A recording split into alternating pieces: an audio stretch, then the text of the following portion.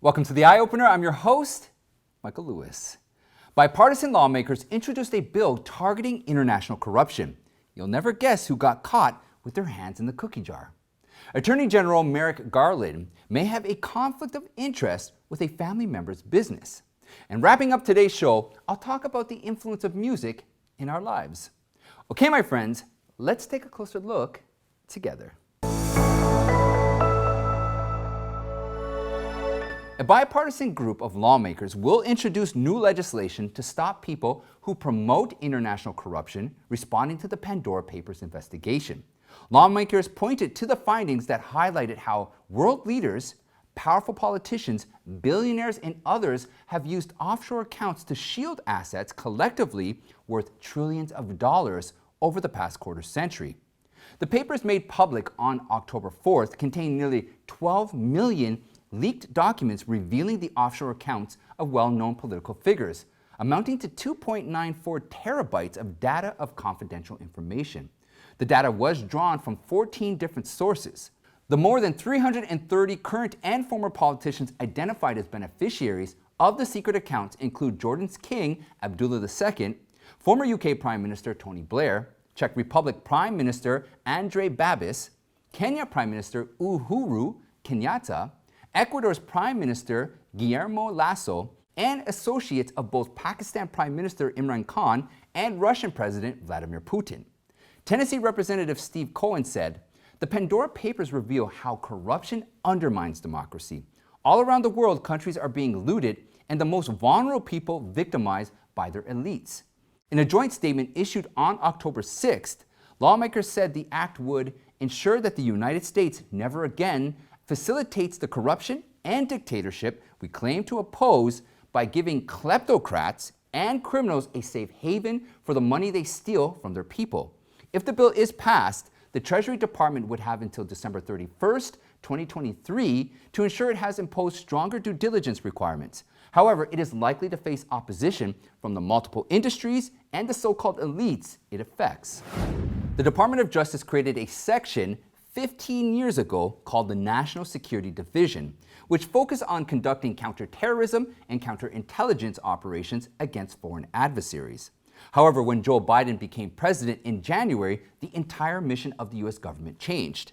The DOJ, under the leadership of Attorney General Merrick Garland, has announced a new domestic mandate for the National Security Division.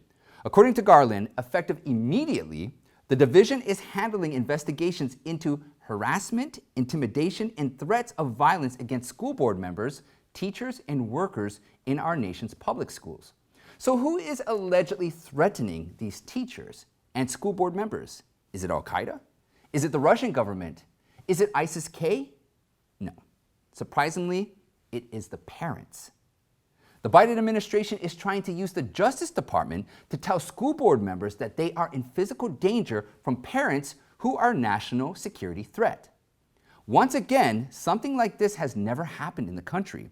The federal government has designated American parents who are unhappy with the education their children are receiving as domestic terrorists, and the media has defended them.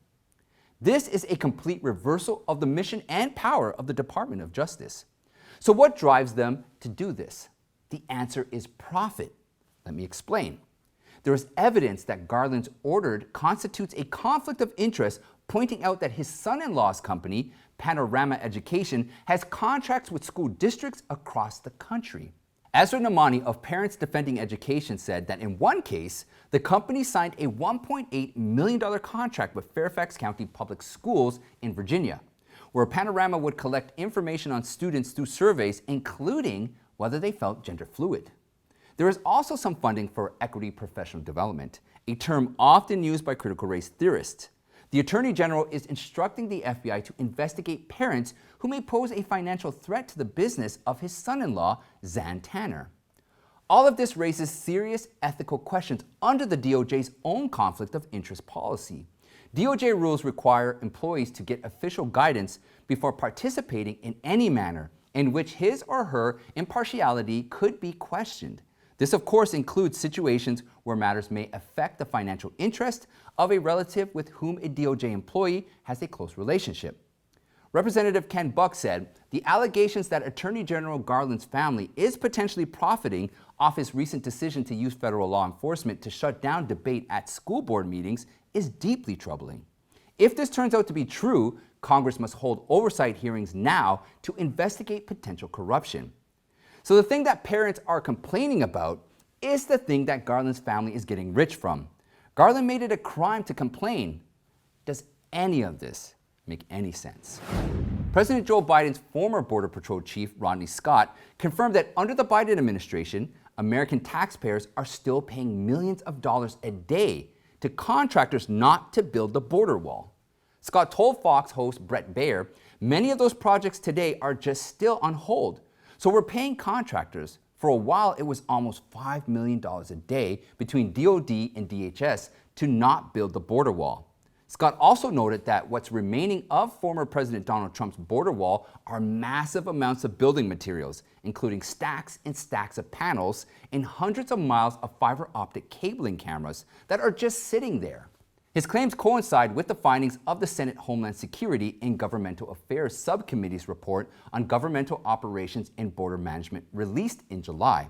In the report, the committee revealed the Biden administration has spent about $2 billion or $3 million a day on costs associated with canceling the wall construction initiated under Trump. By the end of the Trump administration, the report said that $10 billion had been transferred to the DoD account for border wall construction and related projects. By June 2021, the Biden administration had wasted about $2 billion of the $10 billion on suspension and termination costs related to border wall contracts. The report goes on to explain that money given to contractors by the Biden administration is being used to pay for the cost of keeping the steel, concrete, and other materials in the desert that would have been used to build the wall. This waste of taxpayer resources threatens national security. Scott, who is a nonpartisan, said he was present at a transition briefing and made it clear to all the new administration that rolling back Trump's immigration enforcement policies would wreak havoc at the border, but no one listened to him. Scott stepped down from the Border Patrol in June of this year after nearly 30 years of service. And coming up, composer John Williams awakens emotions in us and his musical scores to help us enjoy movies all the more. But before we continue, I just want to stress how important it is as the viewer to help us get the truth out to as many people as possible. Please take the time to like this video and share it across all your social media. Also, make sure you're subscribed to the channel and click the bell so that you can be notified every time we post a new video. I'd like to thank you all for your continued support. Okay, let's get back to the show. The Greek philosopher Plato said, "Music gives soul to the universe, wings to the mind, flight to the imagination, and life to everything." The famous ancient Chinese text, the Emperor's Classic of Internal Medicine, written 2,000 years ago, states the pentatonic scale corresponds to the 5 organs of the human body. An ancient Taoist doctrine holds that medicine is derived from music. The power of music to express, communicate, and penetrate is astonishing. And this applies not only to human beings, but also to all living things. Music is therefore essentially the language of the universe. Today we will talk about the famous American composer John Towner Williams. Williams is a world-renowned composer, conductor, and musician recognized as one of the greatest film composers of all time and the composer who defined film music more than any other composer in the last 50 years. His credits include the Jaws and Star Wars series, as well as the Raiders of the Lost Ark series, and the first 3 Harry Potter films. He has composed some of the most popular, recognizable, and critically acclaimed film music in the history of cinema. Williams has won 25 Grammy Awards, 7 British Academy Film Awards, 5 Academy Awards, and 4 Golden Globes. Williams' importance to music goes far beyond these awards and praise. When music had lost its role in the history of cinema, his music restored and enriched the art form and drove the art of cinema straight to the heart. In the 1960s film, music was changing. Popular songs had entered the orchestral realm. From early days of talking pictures, film music meant rich romantic soundtracks with orchestrations that had the harmonies of late 19th century classical compositions. The earliest film composers such as Max Steiner, Gone with the Wind, and Erich Wolfgang Korngold, The Adventures of Robin Hood, were students of the last European composers of the Romantic era. The This old style of music was like a link to the new art of cinema for the audience, the two reflecting each other and adding to the luminosity of the film productions. Moving images can transmit information, including the emotions of the characters, but it cannot imbue those emotions into the viewer. Music can immerse a person in the film as if they were really there. Without music, the emotion stays on the screen. That is why great music is what gives a film its true emotion. In the 1960s, Williams spent his early career as a jazz pianist, trying his hand at writing Broadway musicals. After this, Williams turned to film. His orchestral score for the film version of Fiddler on the Roof won him his first Oscar, followed by John Wayne's Western, The Cowboys, a score that brought William fully into the Korngold fold. Today, his overture remains a favorite in the symphony's popular program. In the 1970s, Williams produced two iconic soundtracks, Jaws and the first Star Wars film. Star Wars, arguably the most famous film score in the history, sparked a renaissance in symphonic film music. Williams' technique combines a melody with harmonies that demonstrate the romantic scale alterations known as chromatism. This is not a difficult concept. Chromatic notes are those not included in the familiar do-re-mi scale. That is between do and re and mi, and so on. Chromatism is often used to show some negative, heavy scenes. The main theme of Star Wars is chromatic only once, at an important moment when he returns from the middle section to the famous opening scene. The Hedwig theme in Harry Potter and the Sorcerer's Stone uses half notes to outline magic and suggest another world, while Lincoln maintains a free, old-fashioned folk style with four voices and half notes, except for a half-note confusion in Lincoln's dream world. Williams' imposing and stately film music redefined what the music could be, invoking its soulful role as a link between the cinematic image and the audience's mind, and making these films a huge success. The early classical music of mankind was divine in origin. Williams' music came from German and Austrian composers with a talent for grand narratives such as Wagner and Strauss, from Russian composers such as Tchaikovsky and Stravinsky, and from a group of British composers who excelled in the sketch style. These timeless classics were the inspiration for Williams' outstanding film scores. Williams' music, both on and off the screen, reminds us that to grow artistically, we do not always have to abandon the past. Sometimes a return to tradition, to God, shows more truth and beauty than just simply rejecting it out of hand.